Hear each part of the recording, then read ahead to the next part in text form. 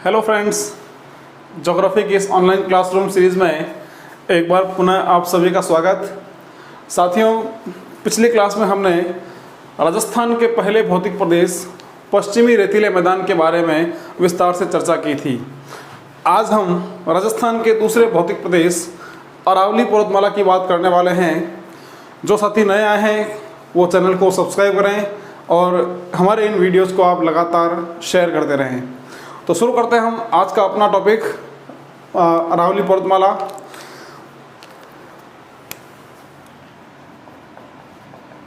अरावली पर्वतमाला। तो सबसे पहले हम ये जानें कि अरावली पर्वतमाला जो है इसकी उत्पत्ति कैसे हुई, इसका निर्माण कैसे हुआ और यह कौन से काल में इसकी उत्पत्ति हुई है। तो सबसे पहले हम बात करेंगे इसके निर्माण प्रक्रिया की। निर्माण प्रक्रिया, तो ये जो अरावली पर्वतमाला है, इस अरावली पर्वतमाला से पहले इस क्षेत्र में दहली समूह की पहाड़ियाँ थी, जिसे हम दहली क्रम की पहाड़ियाँ कहते हैं। तो इन्हीं दहली क्रम की पहाड़ियों के अवसादीकरण से, अवसादीकरण होता है कि इसका लगातार जब कटाव होगा और कटाव से जो मलबा किसी अन्य जगह पर जाकर एकत्र हो जाएगा, तो इस प्रक्रिया को हम कहते हैं अवसादीकरण। तो दहली क्रम की जो पहाड़ियां हैं, इन पहाड़ियों के अवसादीकरण से अरावली पर्वतमाला का निर्माण हुआ है। अब ये जो निर्माण प्रक्रिया है, दहली क्रम की पहाड़ियां जो है इनका वर्तमान में अस्तित्व नहीं है, लेकिन इसके अवसादीकरण के फलस्वरूप हमें अरावली पर्वतमाला वर्तमान परिस्थितियों में भी दिखाई पड़ती है। अब अरावली पर्वतमाला के यदि हम उत्पत्ति काल की बात करते हैं कि इसका निर्माण कौन से काल में हुआ है, काफ़ी महत्वपूर्ण सवाल है मित्रों। ये कई बार एग्जाम में आपसे पूछा गया है। तो इसकी जो उत्पत्ति है, ये उत्पत्ति हुई है प्री कैम्ब्रियन काल में, प्री कैम्ब्रियन काल में। और ये समय अवधि आज से लगभग 65 करोड़ वर्ष पहले की है। यानी अरावली की जो उत्पत्ति है, यह उत्पत्ति लगभग 65 करोड़ वर्ष पूर्व हुई थी। अब अरावली जो है ये विश्व की प्राचीनतम पर्वतमालाओं में से एक है। ये विश्व की प्राचीनतम पर्वतमालाओं में से एक है। पर्वतमालाओं में से एक।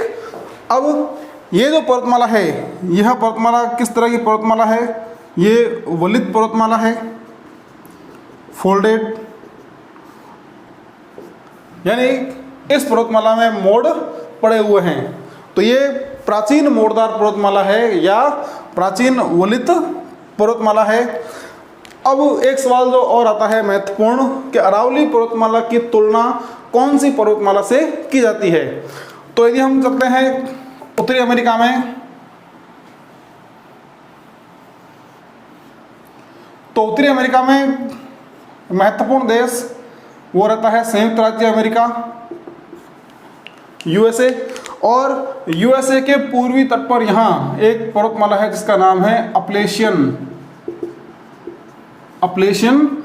पर्वतमाला। तो अरावली पर्वतमाला की तुलना इस अपलेशियन पर्वतमाला से की जाती है।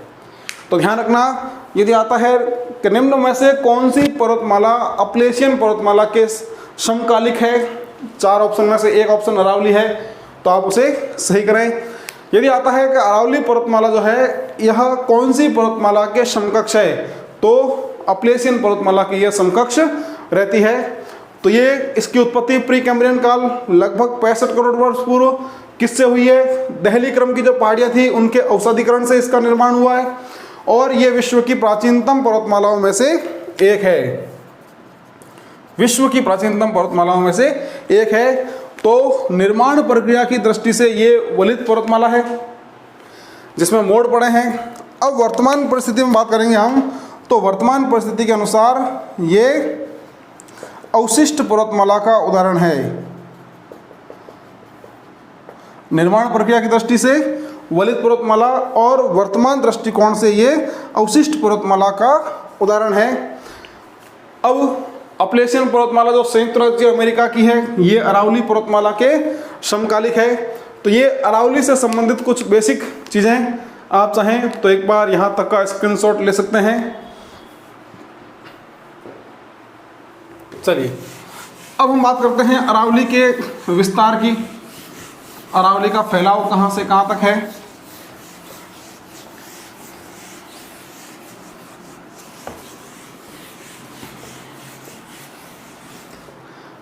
तो साथियों, भारत के पश्चिमी भाग में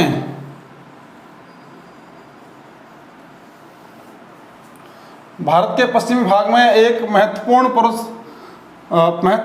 महासागरीय भाग, और इस महासागरीय भाग को हम कहते हैं अरब सागर। अरब सागर में भारत का एक महत्वपूर्ण द्वीप समूह है जिसे हम लक्षद्वीप कहते हैं, और लक्षद्वीप समूह का एक महत्वपूर्ण द्वीप है जिसे हम कहते हैं मिनिकॉय द्वीप। अब जो अरावली पर्वतमाला है, इस अरावली पर्वतमाला की वास्तविक शुरुआत वो होती है इस मिनिकॉय द्वीप से। यानी अरावली पर्वतमाला की जो जड़ें हैं, वह जड़ें मिनिकॉय द्वीप से शुरू होती है, और यहाँ से शुरू होकर ये चलती है, अब तक ये चलेंगी ज़मीन के भीतर, यहाँ महासागर के भीतर रहेगी, यहाँ ज़मीन के भीतर रहेगी, और गुजरात का जो पालनपुर जिला है, पालनपुर जिले में एक स्थान है खेड़ ब्रह्मा। स्थान का नाम क्या हो जाएगा? स्थान का नाम हो जाएगा खेड़ ब्रह्मा। तो खेड़ ब्रह्मा से यह अरावली धरातल पर दिखना प्रारंभ होती है। यानी इस अरावली पर्वतमाला की वास्तविक उत्पत्ति अरब सागर से होती है। तो अरब सागर जो है, इस अरब सागर को कहते हैं अरावली का पिता। अरावली का पिता कौन हो जाएगा? यह हो जाएगा अरब सागर। या यूँ कहें कि अरावली का गर्भगृह कौन सा है, तो अरावली का गर्भगृह हो जाएगा वो भी अरब सागर। तो अरावली का पिता या अरावली का गर्भगृह ये हो जाएगा अरब सागर। अब वास्तविक शुरुआत जो है इसकी, वो तो मिनिकॉय द्वीप से हो रही है, जहाँ से इसकी जड़ें शुरू होती है। अब यदि हम राजस्थान की बात करेंगे, यदि हम अरावली के विस्तार की बात करेंगे, तो अब धरातलीय क्षेत्र में इसकी जो शुरुआत होती है वो होती है गुजरात के खेड़ ब्रह्मा से। मैं इसको थोड़ा बड़ा कर दूं, ये यहाँ तक आप ध्यान रखें, अरावली की मूल उत्पत्ति अरब सागर से, इसलिए अरब सागर को अरावली का पिता या अरावली का गर्भगृह कहते हैं। यहाँ तक क्लियर। अब हम बात करेंगे राजस्थान की।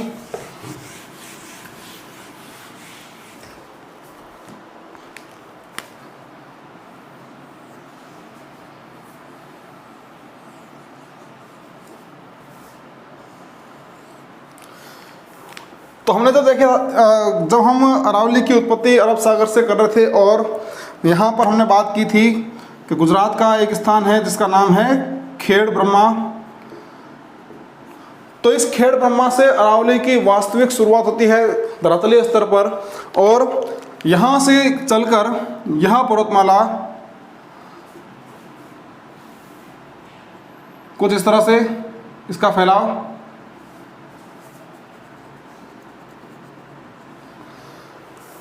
तो ये जो अरावली पर्वतमाला है खेड़ ब्रह्मा से शुरू होती है, और खेड़ ब्रह्मा से शुरू होकर इसका जो अंतिम बिंदु रहता है वो रहेगा दिल्ली के अंदर रायसीना पहाड़ी।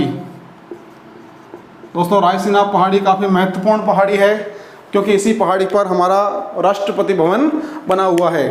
तो यदि सवाल यदि आ जाता है राष्ट्रपति भवन कौन सी पर्वतमाला पर बना हुआ है, तो राष्ट्रपति भवन भी अरावली पर्वतमाला पे ही बना हुआ है। इसकी जो पहाड़ी है रायसीना पहाड़ी, इस रायसीना पहाड़ी पर राष्ट्रपति भवन बना हुआ है। तो अब यदि बात करेगा कि अरावली का विस्तार कहाँ से कहाँ तक है, तो अरावली का जो विस्तार है ये हो जाएगा खेड़ ब्रह्मा जो है गुजरात में, खेड़ ब्रह्मा से रायसीना पहाड़ी तक, खेड़ ब्रह्मा से रायसीना पहाड़ी तक।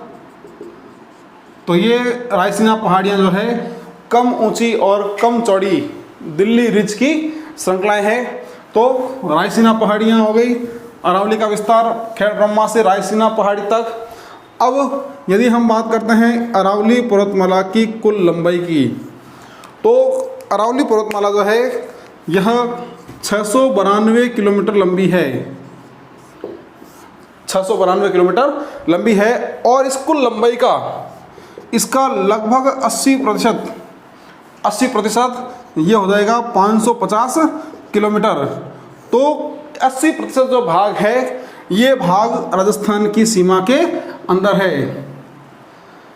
पिछले साल कई एग्जाम में अधीनस्थ चयन बोर्ड के 3 से 4 एग्जाम में लगातार एक सवाल आपसे पूछा गया था, राजस्थान की भौगोलिक सीमा में अरावली पर्वतमाला की लंबाई कितनी है।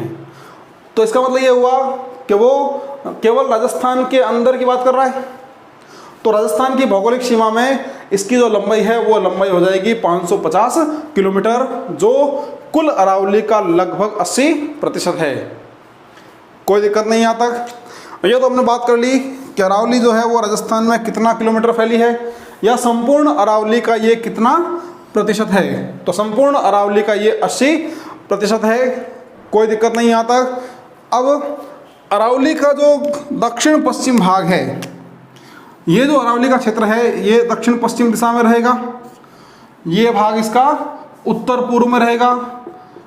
तो यदि बात करते हैं अरावली की दिशा की, तो अरावली की जो दिशा है यह दिशा रहती है दक्षिण पश्चिम से उत्तर पूर्व की ओर। ऐसा क्या हो जाएगी, दक्षिण पश्चिम से उत्तर पूर्व की ओर, क्योंकि अरावली का जो अधिक ऊंचा भाग है, अधिक चौड़ा भाग है, वह इस क्षेत्र में है। और यहाँ से हम ऊपर बढ़ेंगे तो अरावली की चौड़ाई और ऊंचाई क्रमशः कम होती जाएगी। फिर ऊपर बढ़ेंगे तो अरावली की चौड़ाई और ऊंचाई थोड़ी सी और बढ़ जाएगी। तो यह अरावली की जो दिशा है वो दक्षिण पश्चिम से उत्तर पूर्व की ओर मानी गई है। लेकिन कुछ समय पहले सेकंड ग्रेड का जो एग्ज़ाम हुआ था, टीचर भर्ती हुई थी, उसके अंदर जो सवाल पूछा गया था, उस सवाल में उसकी दिशा को उत्तर पूर्व से दक्षिण पश्चिम की ओर दिया था। तो वहाँ परिस्थिति के अनुसार वो ऑप्शन भी सही था, कोई दिक्कत नहीं थी। तो यहाँ तक आप ध्यान रखें कि अरावली की जो दिशा है वो दक्षिण पश्चिम से उत्तर पूर्व की ओर है। हमने अरावली की लंबाई की बात की। अब बात करते हैं हम अरावली की आकृति की। आप चाहें तो एक बार यहाँ तक स्क्रीनशॉट ले लें।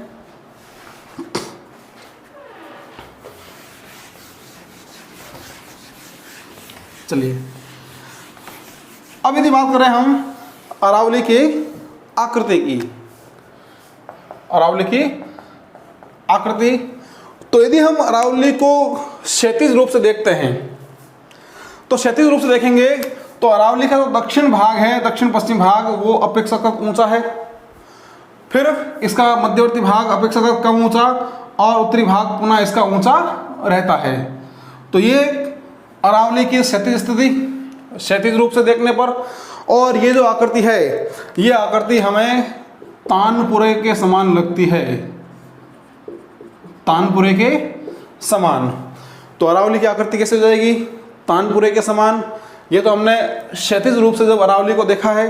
अब हम लंबवत यदि अरावली को देखें तो अरावली जो है दक्षिण पश्चिम भाग इसका अधिक चौड़ा है, बीच में आएंगे तो संकरा हो जाएगा, और ऊपर जाएंगे तो फिर से ये चौड़ा हो जाएगा। तो क्षैतिज रूप में, लंबवत रूप में देखने पर ये हमें कुछ इस तरह से नज़र आती है।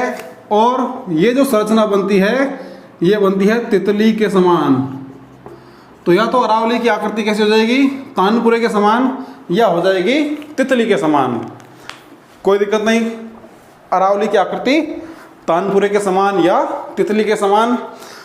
अब हम बात करते हैं कि अरावली पर्वतमाला जो है यह राजस्थान के कितने प्रतिशत क्षेत्र पर फैली हुई है, और जनसंख्या यहाँ पर राजस्थान की कितनी निवास करती है। तो यदि हम बात करेंगे क्षेत्र की, तो अरावली पर्वतमाला राजस्थान के कुछ कुल क्षेत्रफल के लगभग 9% भाग पर लगभग 9% क्षेत्र पर अरावली का विस्तार है। और इस क्षेत्र में यानी अरावली क्षेत्र में राजस्थान की 10% जनसंख्या निवास करती है। तो क्षेत्र हो जाएगा 9% और जनसंख्या यहाँ पर हो जाएगा 10%। अब ये जो अरावली पर्वतमाला है जनसंख्या की दृष्टि से राजस्थान का सबसे छोटा भौतिक प्रदेश है। हमने पिछली क्लास में बात की थी थार के मरुस्थल की, तो थार का मरुस्थल क्षेत्रफल और जनसंख्या दोनों में ही राजस्थान का सबसे बड़ा भौतिक प्रदेश है। अब अरावली पर्वतमाला जो है यह जनसंख्या की दृष्टि से राजस्थान का सबसे छोटा भौतिक प्रदेश है। हम आगे हाड़ौती के पठार की बात करेंगे तो वह क्षेत्रफल की दृष्टि से राजस्थान का सबसे छोटा भौतिक प्रदेश होगा। तो यहाँ तक क्लियर हो गया। तो 9% राजस्थान का क्षेत्र है और राजस्थान की 10% जनसंख्या अरावली के अंतर्गत है।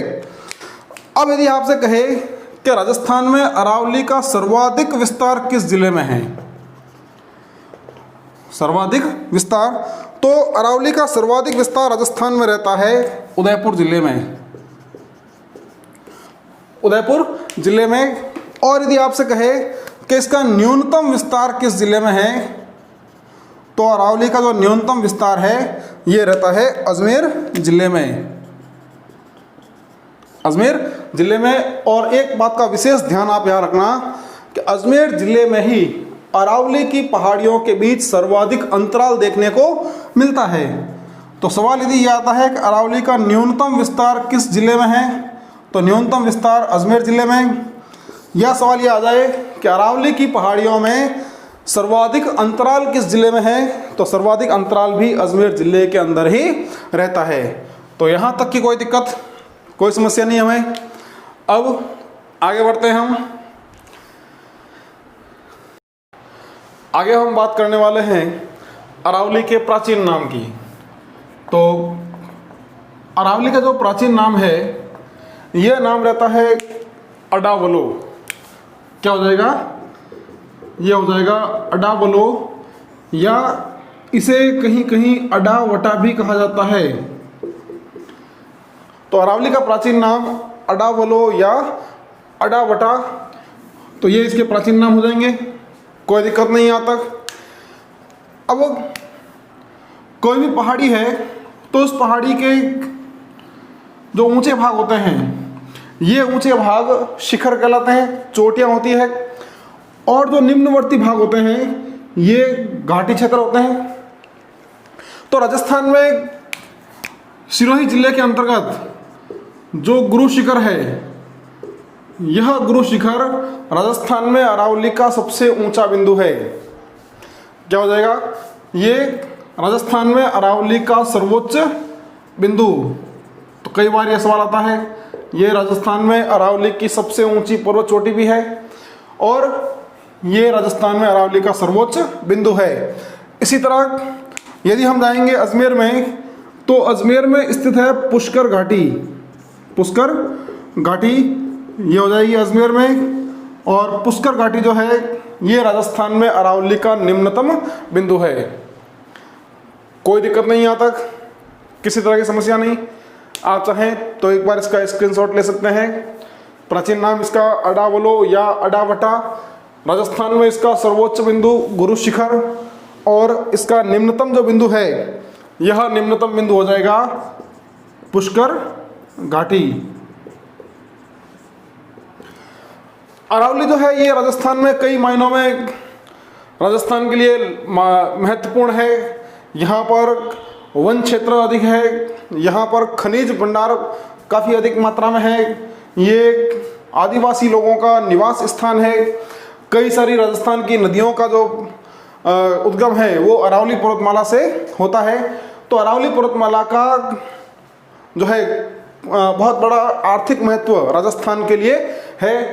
एक पॉइंट और महत्वपूर्ण कि अरावली पर्वतमाला जो है ये राजस्थान का प्रमुख जल विभाजक है, प्रमुख जल विभाजक रेखा। अब सवाल कई बार एग्जाम में ये भी आता है कि राजस्थान की प्रमुख जल विभाजक रेखा किसे कहते हैं, तो वो हो जाएगी अरावली पर्वतमाला।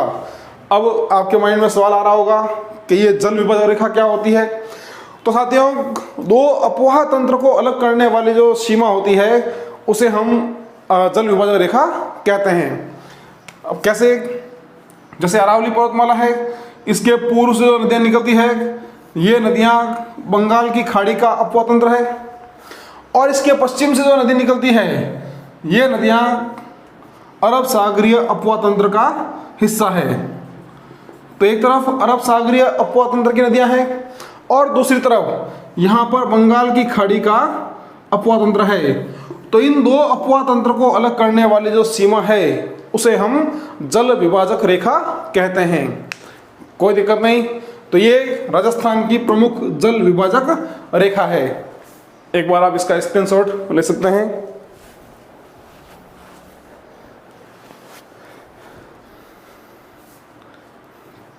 क्लियर यहां तक।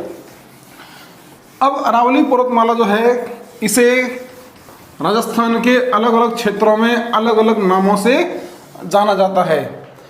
तो हम देखते हैं कि अरावली को कौन कौन से नामों से कहां कहां जाना जाता है। तो यदि आप सिरोही जिले में जाएंगे तो सिरोही जिले में अरावली के जो तीक्ष्ण ढाल वाली पहाड़ियां हैं, जो तीखे ढाल वाली खड़ी पहाड़ियां हैं, ऐसी पहाड़ियों को सिरोही जिले में कहा जाता है बाकर। तो अरावली का पहला जो नाम हो जाएगा ये हो जाएगा बाकर। तो बाकर अरावली को कहाँ कहेंगे? बाकर कहेंगे सिरोही जिले में। सिरोही का पर्वतीय क्षेत्र है, यह पर्वतीय क्षेत्र कहलाता है भोमट। हमने राजस्थान के भौगोलिक उपनामों में भी इसकी बात की थी। तो भोमट जो है, इस भोमट का विस्तार कहाँ हो जाएगा? इसका विस्तार हो जाएगा सिरोही में। सिरोही के साथ साथ उदयपुर और उदयपुर के साथ साथ हो जाएगा डूंगरपुर में। अब एक बात आपको यहाँ पर ध्यान रखना है कि ये जो भोमट है, ये जो पर्वतीय क्षेत्र है, यह पर्वतीय क्षेत्र दुर्गम पर्वतीय क्षेत्र है। दुर्गम पर्वतीय क्षेत्र है। तो आपसे यदि सवाल ये पूछा जाए कि राजस्थान में अरावली का सबसे दुर्गम पर्वतीय क्षेत्र कौन सा है, तो भोमट। सवाल ये आ जाए कि सिरोही, उदयपुर और डूंगरपुर के बीच का पर्वतीय क्षेत्र क्या कहलाता है, तब भी उसका आंसर भोमट हो जाएगा। कोई दिक्कत नहीं यहाँ तक। ये अरावली का एक और भौगोलिक उपनाम भोमट, उदयपुर, सिरोही और डूंगरपुर का पर्वतीय क्षेत्र। अब यदि हम बात करें कि डूंगरपुर और बांसवाड़ा के बीच का पर्वतीय भाग, ये क्षेत्र हो गया भोमट। अब बात कर रहे हैं डूंगरपुर बांसवाड़ा के बीच के अरावली के पर्वतीय क्षेत्र की। तो इस पर्वतीय क्षेत्र को कहते हैं मेवल। तो अगला जो नाम है ये क्या हो जाएगा? मेवल। और मेवल कहाँ आएगा? मेवल हो जाएगा बांसवाड़ा और डूंगरपुर के बीच का पर्वतीय क्षेत्र। बांसवाड़ा और डूंगरपुर के बीच का पर्वतीय क्षेत्र। कोई दिक्कत नहीं यहाँ तक। अब एक बात महत्वपूर्ण ध्यान रखना कि यहाँ जो उदयपुर जिला है, तो उदयपुर जिले में एक तो आता है उदयपुर शहर और एक आता है उदयपुर जिला। तो यदि हम बात करते हैं उदयपुर शहर की, तो उदयपुर शहर के चारों तरफ एक तस्तरी नुमा पहाड़ी श्रृंखला विद्यमान है और इस तस्तरी नुमा पहाड़ी श्रृंखला को कहा जाता है गिरवा। तो यहाँ पर विशेष ध्यान देना कि उदयपुर शहर की जो पहाड़ियाँ हैं, इन पहाड़ियों को गिरवा कहा जाता है। और जो उदयपुर जिला है, तो उदयपुर के जो ग्रामीण क्षेत्र की पहाड़ियाँ हैं, उस ग्रामीण क्षेत्र की पहाड़ियों को स्थानीय भाषा में कहते हैं मगरा। ये नाम हो जाएगा मगरा। और जो शहर की पहाड़ियाँ हैं, जो तस्तरी नुमा पहाड़ी श्रृंखला है,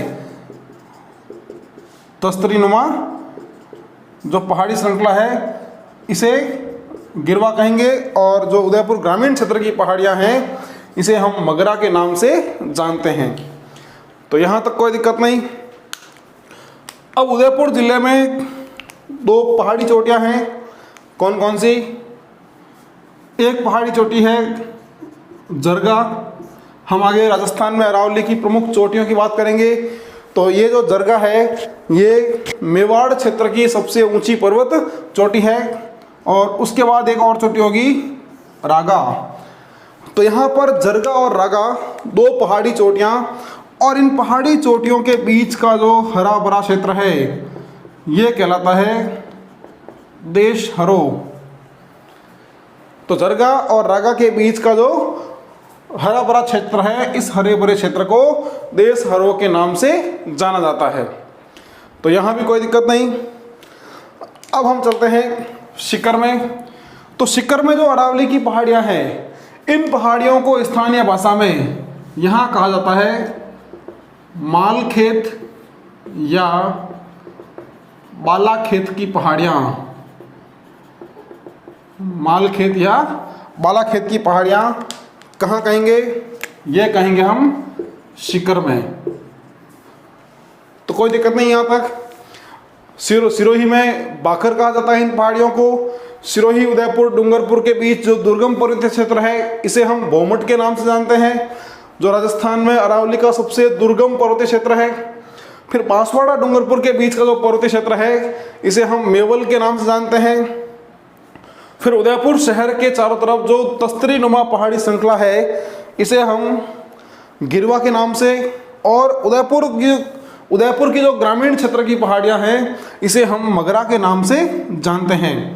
फिर जो दो पर्वत चोटियाँ हैं उदयपुर की, जरगा और रागा, तो इनके बीच का जो हरा भरा क्षेत्र है, उस हरे भरे क्षेत्र को देश हरो कहा जाता है।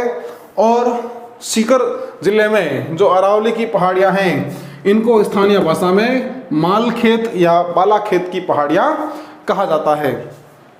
तो ये तो हो गए अरावली के कुछ प्रचलित नाम विभिन्न क्षेत्रों में। आप चाहें तो एक बार इसका भी स्क्रीनशॉट ले सकते हैं।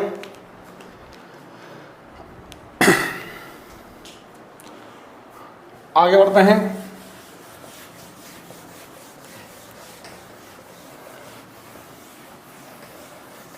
अरावली की कुछ पहाड़ियों की हम बात करते हैं।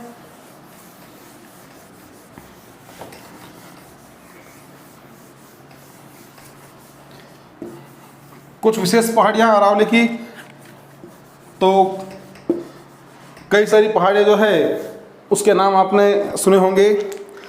जैसे हम बात करते हैं नाग पहाड़ी की। नाग पहाड़ी कहाँ पर है? ये हो जाएगी अजमेर जिले में। तो अब अजमेर जिले में जो नाग पहाड़ी है, ये नाग पहाड़ी किसके लिए प्रसिद्ध है? ये राजस्थान की एक प्रमुख नदी का उद्गम स्थल है, और वो नदी कौन सी हो जाएगी? लूणी। तो नाग पहाड़ जो है, ये नाग पहाड़ लूणी नदी का उद्गम स्थल है। तो लूणी नदी का उद्गम नाग पहाड़। उसके बाद एक और महत्वपूर्ण पहाड़ी है जो है मेरवाड़ा की पहाड़ियाँ। मेरवाड़ा की पहाड़ियाँ, तो मेरवाड़ा की पहाड़ियाँ कहाँ हैं? मेरवाड़ा की पहाड़ियाँ होती है अजमेर और राजसमंद के बीच में। अजमेर और राजसमंद के बीच में। अब क्या महत्व है इन पहाड़ियों का? तो ये जो पहाड़ियाँ हैं, इन पहाड़ियों के एक तरफ यहाँ पर मारवाड़ का मैदान, और इसके दूसरे तरफ यह होता है मेवाड़ का मैदान। तो ये जो पहाड़ियाँ हैं, कौन सी? मेरवाड़ा की पहाड़ियाँ, ये मारवाड़ के मैदान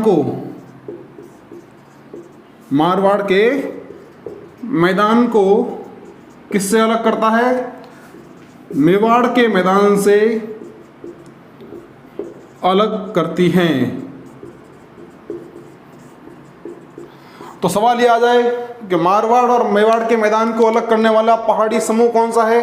तो वो हो जाएगा मेरवाड़ा की पहाड़ियाँ, जो अरावली पर्वतमाला का ही हिस्सा है।